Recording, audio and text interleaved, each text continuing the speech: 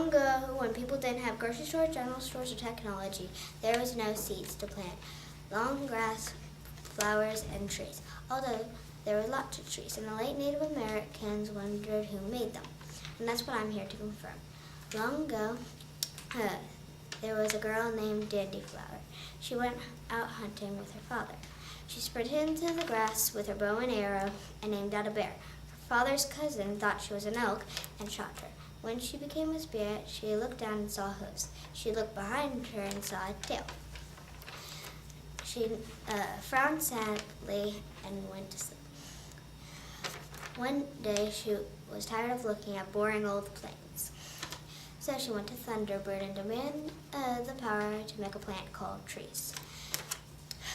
Thunderbird nodded soon, flew off and dropped one of his magical feathers. Dandy Ears perked up happily and picked up the feather and sprinted off with her new power. And then she made woods and forests and right until now, and that's how trees came to be.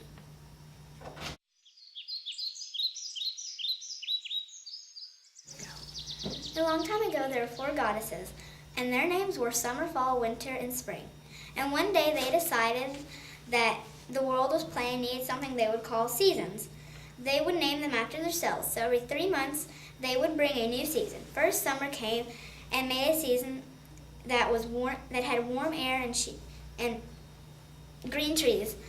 It was called summer. Next, fall brought painted trees and a cool breeze, and called it fall. Then winter came and made a season that was cold and snowy and called it winter.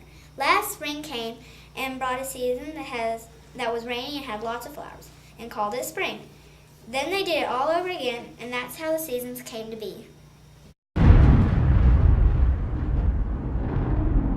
Long ago, life was hard because people had no thumbs. They couldn't hunt, start fires, build houses, or make clothes. But one day, a hideous, terrifying creature came to the village. His name was Shakalaka-Ding-Dong. He was an alien, and he had the secret to getting thumbs.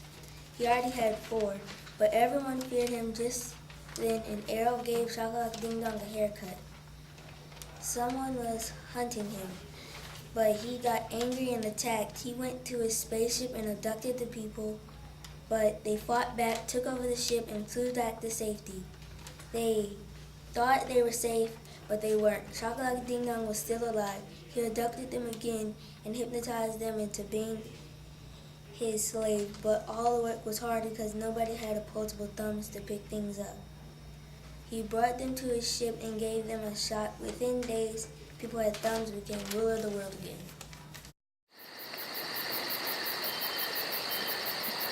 Ancient rock that lived on top of a volcano.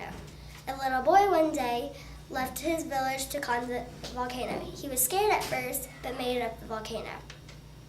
When he got on top of the volcano, he wanted to rest, so he sat down on the rock and the rock started to move and shake.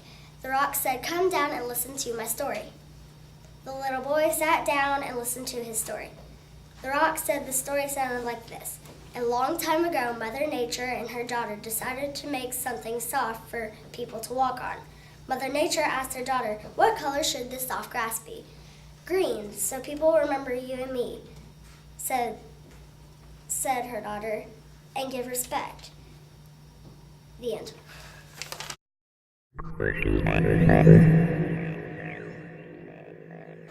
Long ago, before the world came to be, there was a sun and its 8 children. They were always bunched up and fighting. The 8 were called the planets. "You're pulling my ring," yelled Saturn. "Well, you're hitting me with it," exclaimed Venus. There was a lot of fuss going on that night. Then finally the sun aggressively shouted, "Enough! I've had it with this nonsense." The planets froze, filled with disappointment. Then the sun continued to speak. He told the planets, "We will have an arm wrestling contest. Whoever is the strongest will get closer to me." The planets agreed to do it. The first round was Mercury and Neptune, but Neptune refused to do it, so he automatically got sent to the end. Then it was Venus and Earth. Venus won.